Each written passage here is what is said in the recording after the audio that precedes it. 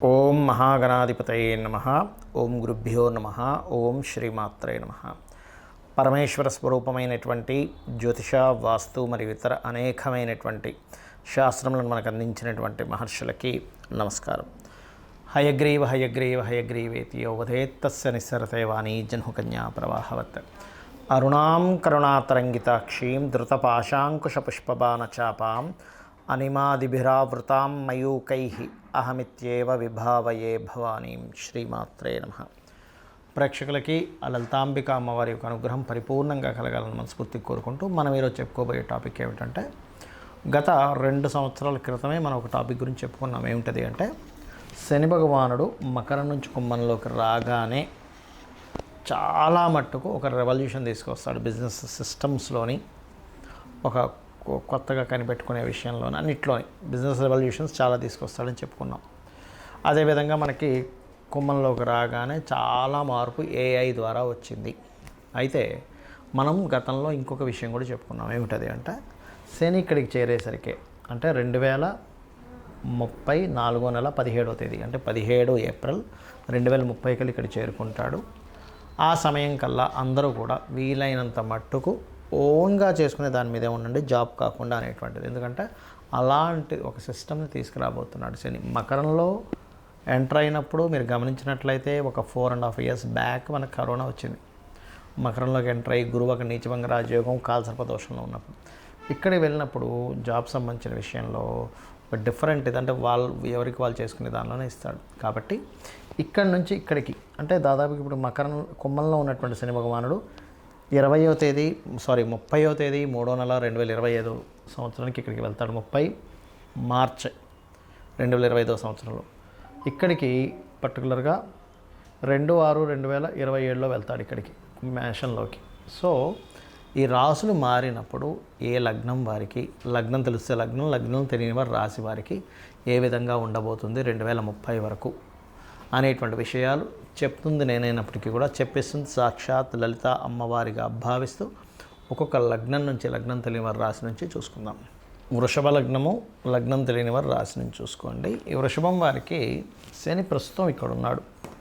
అంటే 2025 మార్చ్ 30వ తేదీ వరకు ఇక్కడ ఉంటాడు. ఇక్కడ ఉన్నంతసేపు కాస్త మీకు కెరియర్ మీద స్ట్రెస్ ఎక్కువగా ఉంటుంది. కెరియర్ ఇస్తాడు, ఉద్యోగం ఇస్తాడు, అందులో ఎటువంటి డౌట్ లేదు. కానీ ఎప్పుడైతే ఇక్కడ నుంచి 4.5 నెలల తర్వాత శని భగవానుడు మారుతాడో, లాభంలోకి మారుతాడో, అన్ని రకాల లాభాలతో పాటు వృషభం వారికి రాజకీయ పరంగా మంచి యోగాన్ని ఇక్కడ 2.5 సంవత్సరాలు. అదేవిధంగా ఇది ఒకటే కాకుండా మనం కేతువుని కూడా అబ్జర్వ్ చేయాలి. ఈ కేతువు ఎప్పుడైతే మే 2025 మే నుంచి మారుతాడో రాజకీయపరమైన యోగాలు నెక్స్ట్ ఇయర్ మే నుంచి. అదేవిధంగా కొంతమంది స్నేహితులతో అనుకూలత, సంతానం కోసం చేసే ప్రయత్నాలు ఫలిస్తాయి ఈ యొక్క 3 సంవత్సరాలు కూడా. కాకపోతే ఇక్కడ శని సంచారం జరిగేటప్పుడు కూడా వృషభం వారు కొంత ఇన్వెస్ట్మెంట్స్ చేసే విషయాల పట్ల కాస్త జాగ్రత్తగా ఉండాలి. ఎందుకంటే ఇక్కడ ఎంత మీకు లాభంలో ఉన్నప్పటికీ పంచమ స్థానాన్ని చూసేటప్పుడు శని భగవానుడికి కొన్ని గ్రహాలకు కొన్ని సహజ లక్షణాలు ఉంటాయి. గురువు ఉన్నాడు, తన శుభుడైన పాపైన కొన్ని సహజ లక్షణాలు ఇస్తాడు. శని ఉన్నాడు, తన శుభుడైన పాపైన కొన్ని సహజ లక్షణాలు ఇస్తాడు. కాబట్టి ఏమిటి, కొంచెం తొందరపడి ఇన్వెస్ట్మెంట్స్ లాంటివి చేయొద్దు అనేటువంటిది మాత్రం చాలా స్పష్టంగా చూపిస్తుంది. ఇక ఈ 5 సంవత్సరాల్లో శని భగవానుడు ఇక్కడ మీకు 2/6/2027 సంవత్సరంలో మేషంలోకి అంటే 12th హౌస్లోకి ఎంటర్ అవుతాడు. అక్కడి నుంచి మీకు ఏలినాడు శని ప్రారంభమవుతుంది. ఆ పర్టికులర్ టైంలో మీరు పెద్ద మొత్తంలో ఇన్వెస్ట్మెంట్స్ లేదా తండ్రి గారి ఆస్తికి సంబంధించిన విషయాలు తీసేదో ఇన్వెస్ట్మెంట్ చేద్దామనుకోవడం, ఇట్లాంటి తప్పిదాలు చేస్తారు.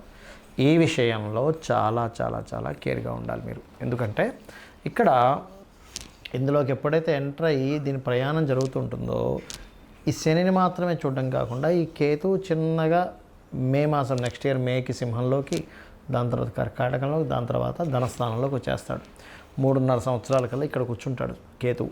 సో ధనస్థానంలో కేతువు, వ్యయస్థానంలో శని ఉంటాడు. కాబట్టి మేషంలోకి మీకు అంటే 2027 2వ నెలలోకి ఎంటర్ అయ్యేసరికి మీకు ఏమవుతుంది, అక్కడ ఇన్వెస్ట్మెంట్స్ విషయంలో ఆ 2.5 years చాలా జాగ్రత్తగా ఉండాలి. అంటే 2034వ నెల వరకు ఇది గుర్తుపెట్టుకుని, మధ్యలో వక్రిస్తాడు, మళ్ళీ ముందుకు వెళ్తాడు, దట్ ఈస్ డిఫరెంట్ థింగ్. కాకపోతే ఈ యొక్క విషయాల్లో చాలా చాలా కేర్గా ఉండాలి. అది మెయిన్గా గుర్తుపెట్టుకోండి. ఎందుకంటే ఇక్కడ ఉండేటువంటి శనితో పాటు మనం కేతువు ఇక్కడికి వచ్చినప్పుడు రాహువు ఇక్కడికి వస్తాడు. అంటే పూర్వీకుల ఆస్తుల ప్రదేశంలోకి రాహువు వచ్చాడు. అంటే ఏమిటి? పూర్వీకుల ఆస్తుల ప్రదేశంలోకి రాహువు, తండ్రి గారి ఆస్తి ప్రదేశంలో శని వస్తున్నాడు. కాబట్టి తొందరపడి ఆస్తులను తీసి ఏదో ఇన్వెస్ట్మెంట్ చేయడం లాంటి తప్పిదాలు జరుగుతాయి ఏనాడు శనికి ప్రారంభమైనప్పుడు. మరి దీనిలో ఎటువంటి ఇబ్బంది కలగకుండా ఉండాలంటే మీరు ఒకటే గుర్తుపెట్టుకోండి. ఒకటే ఏంటంటే అది సేవ. శివాలయంలోనో, వారాహి టెంపుల్స్లోనో, కాలభైరవుడు ఆలయాల్లోనో, ఆంజనేయ స్వామి ఆలయాల్లోనో ఇట్లాంటి ఆలయాలకు వెళ్ళి అక్కడ ఏదైనా సేవ చేయాలి. ఖచ్చితంగా మీకు ఆ దోషం అనేటువంటి తొలగిపోతుంది, అన్ని విధాలా బాగుంటుంది. ముఖ్యంగా ఇక్కడ చాలామందికి జాతకాలు ఉండవు, డేట్ ఆఫ్ బర్త్ ఉంటే టైం ఉండదు. ఇంకొంతమందికి అసలు డేట్ ఆఫ్ బర్త్ కూడా ఫీడ్ అయి ఉండదు. అంటే అవుతా ఎప్పుడో రాసి ఉంటారు, ఎక్కడో పేపర్స్లో ఉంటుంది, పోతుంది, కొంతమందికి గుర్తుండదు. అలాంటి వాళ్ళు ఏం చేసుకోవాలి? సర్వసాధారణంగా అర్ధాష్టమ శని, అష్టమ శని, ఏలినాటి శని నడిచేటప్పుడు లేదా శని మహర్దశలు నడిచేటప్పుడు ఏం చేయాలో చెప్తాను. డేట్ ఆఫ్ బర్త్ లేదనుకోండి, మీరు ఎలా గుర్తించాలి అంటే మీకు పనులన్నీ స్లో అవుతున్నాయి, నిందలు ఎక్కువగా పడుతున్నారు, శారీరక శ్రమ ఎక్కువగా ఉంది, కానీ వచ్చేటువంటి లాభం మీరు పడుతున్న శ్రమకి 10% మాత్రమే వస్తుంది అంటే మీకు మహాదశల్లో కానీ, ఏలినాటి శని రూపంలో కానీ, అర్ధాష్టమ శని రూపంలో కానీ, అష్టమ శని రూపంలో కానీ కొన్ని జరుగుతున్నాయని అర్థం.